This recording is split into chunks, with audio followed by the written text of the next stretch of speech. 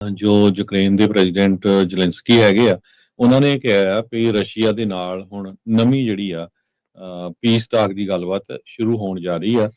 Istanbul ਦੇ ਵਿੱਚ ਹੋਊਗੀ ਬੁੱਧਵਾਰ ਨੂੰ। ਇਹ ਪ੍ਰੈਜ਼ੀਡੈਂਟ ਜ਼ੇਲੈਂਸਕੀ ਹੁਣੀ ਦੱਸਿਆ ਹੈਗਾ। ਉਹ ਕਹਿੰਦੇ ਵੀ ਮੈਂ ਆਪਣੇ ਆਪ ਤੇ ਹੋਰ ਜਿਹੜੇ ਉਹਨਾਂ ਦੇ ਸਾਥੀ ਹੈਗੇ ਆ, ਉਹਨਾਂ ਨੇ ਯੂਕਰੇਨੀਅਨ ਸਿਕਿਉਰਿਟੀ ਕੌਂਸਲ ਦੇ ਜਿਹੜੇ ਚੀਫ ਆ, ਰਸਟਰ ਉਮਰੇਵ, ਤੇ ਉਹਨਾਂ ਦੇ ਜਿਹੜੇ ਆ ਪ੍ਰਿਜ਼ਨਰ ਐਕਸਚੇਂਜ ਦੇ ਬਾਬਤ ਵੀ ਜਿਹੜੀ ਗੱਲਬਾਤ ਆ ਰਸ਼ੀਆ ਵਾਲੀ ਸਾਈਡ ਜਿਹੜੀ ਆ ਉਹਨਾਂ ਦੇ ਨਾਲ ਹੋਈ ਹੈਗੀ ਆ। ਸੋ ਇਹ ਕਾਫੀ ਹਫ਼ਤਿਆਂ ਤੋਂ ਬਾਅਦ ਹੁਣ ਦੁਬਾਰਾ ਕੀ ਫੇਰ ਗੱਲਬਾਤ ਹੋਣ ਜਾ ਰਹੀ ਆ, ਜਦੋਂ ਪ੍ਰੈਜ਼ੀਡੈਂਟ ਡੋਨਲਡ ਟਰੰਪ ਉਹਨਾਂ ਨੇ ਕੁਛ ਦਿਨ ਪਹਿਲਾਂ ਇਹ ਕਿਹਾ ਸੀ ਸਿਰਫ ਇਹ 50 ਦਿਨ ਦਾ ਸਮਾਂ ਆ ਜਿਹੜਾ ਮਾਸਕੋ ਨੂੰ ਤੇ ਕੀਵ ਨੂੰ ਦਿੱਤਾ ਜਾਂਦਾ ਹੈਗਾ ਆ ਵੀ ਡੀਲ ਬਣਾ ਲਈ ਜਾਵੇ, ਨਹੀਂ ਤਾਂ ਫਿਰ ਉਹ ਤੋਂ ਬਾਅਦ ਅਸੀਂ ਜਿਹੜਾ ਕੋਈ ਨਾ ਕੋਈ ਸਖਤ ਸਟੈਂਡ ਲਵਾਂਗੇ। ਸੋ ਇਹ ਡਾਇਰੈਕਟ ਟਾਕਸ ਹੋਣਗੀਆਂ ਦੋਨੋਂ ਮੁਲਕਾਂ ਦੇ ਜਿਹੜੇ ਲੀਡਰਸ ਆ ਉਹਨਾਂ ਦੇ ਵਿਚਾਲੇ। ਜੋ ਯੂਕਰੇਨ ਦੇ ਪ੍ਰੈਜ਼ੀਡੈਂਟ ਜ਼ੇਲੈਂਸਕੀ ਹੈਗੇ ਆ, ਉਹਨਾਂ ਨੇ ਕਿਹਾ ਆ ਵੀ ਰਸ਼ੀਆ ਦੇ ਨਾਲ ਹੁਣ ਨਵੀਂ ਜਿਹੜੀ ਆ ਪੀਸ ਟਾਕ ਦੀ ਗੱਲਬਾਤ ਸ਼ੁਰੂ ਹੋਣ ਜਾ ਰਹੀ ਆ। ਇਸਤਾਨਬੁਲ ਦੇ ਵਿੱਚ ਹੋਊਗੀ ਬੁੱਧਵਾਰ ਨੂੰ। ਇਹ ਪ੍ਰੈਜ਼ੀਡੈਂਟ ਜ਼ੇਲੈਂਸਕੀ ਹੁਣੀ ਦੱਸਿਆ ਹੈਗਾ।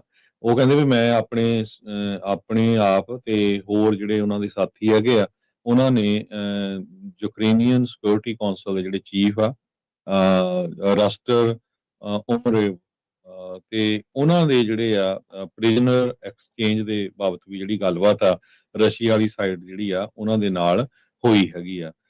ਸੋ ਇਹ ਕਾਫੀ ਹਫ਼ਤਿਆਂ ਤੋਂ ਬਾਅਦ ਹੁਣ ਦੁਬਾਰਾ ਕੀ ਫੇਰ ਗੱਲਬਾਤ ਹੋਣ ਜਾ ਰਹੀ ਆ, ਜਦੋਂ ਪ੍ਰੈਜ਼ੀਡੈਂਟ ਡੋਨਲਡ ਟਰੰਪ ਉਹਨਾਂ ਨੇ ਕੁਛ ਦਿਨ ਪਹਿਲਾਂ ਇਹ ਕਿਹਾ ਸੀ ਸਿਰਫ ਇਹ 50 ਦਿਨ ਦਾ ਸਮਾਂ ਆ ਜਿਹੜਾ ਮਾਸਕੋ ਨੂੰ ਤੇ ਕੀਵ ਨੂੰ ਦਿੱਤਾ ਜਾਂਦਾ ਹੈਗਾ ਆ ਵੀ ਡੀਲ ਬਣਾ ਲਈ ਜਾਵੇ, ਨਹੀਂ ਤਾਂ ਫਿਰ ਉਹ ਤੋਂ ਬਾਅਦ ਅਸੀਂ ਜਿਹੜਾ ਕੋਈ ਨਾ ਕੋਈ ਸਖਤ ਸਟੈਂਡ ਲਵਾਂਗੇ।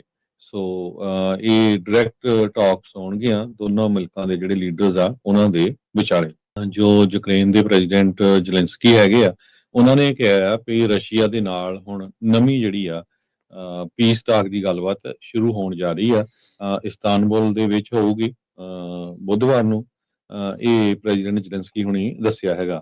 ਉਹ ਕਹਿੰਦੇ ਵੀ ਮੈਂ ਆਪਣੇ ਆਪ ਤੇ ਹੋਰ ਜਿਹੜੇ ਉਹਨਾਂ ਦੇ ਸਾਥੀ ਹੈਗੇ ਆ, ਉਹਨਾਂ ਨੇ ਯੂਕਰੇਨੀਅਨ ਸਿਕਿਉਰਿਟੀ ਕੌਂਸਲ ਦੇ ਜਿਹੜੇ ਚੀਫ ਆ, ਰਸਟਰ ਉਮਰੇਵ, ਤੇ ਉਹਨਾਂ ਦੇ ਜਿਹੜੇ ਆ ਪ੍ਰਿਜ਼ਨਰ ਐਕਸਚੇਂਜ ਦੇ ਬਾਬਤ ਵੀ ਜਿਹੜੀ ਗੱਲਬਾਤ ਆ ਰਸ਼ੀਆ ਵਾਲੀ ਸਾਈਡ ਜਿਹੜੀ ਆ ਉਹਨਾਂ ਦੇ ਨਾਲ ਹੋਈ ਹੈਗੀ ਆ।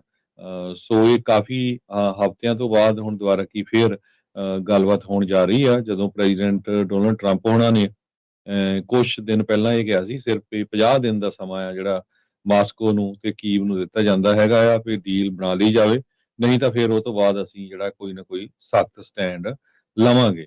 ਸੋ ਇਹ ਡਾਇਰੈਕਟ ਟਾਕਸ ਹੋਣਗੀਆਂ ਦੋਨੋਂ ਮੁਲਕਾਂ ਦੇ ਜਿਹੜੇ ਲੀਡਰਸ ਆ ਉਹਨਾਂ ਦੇ ਵਿਚਾਲੇ।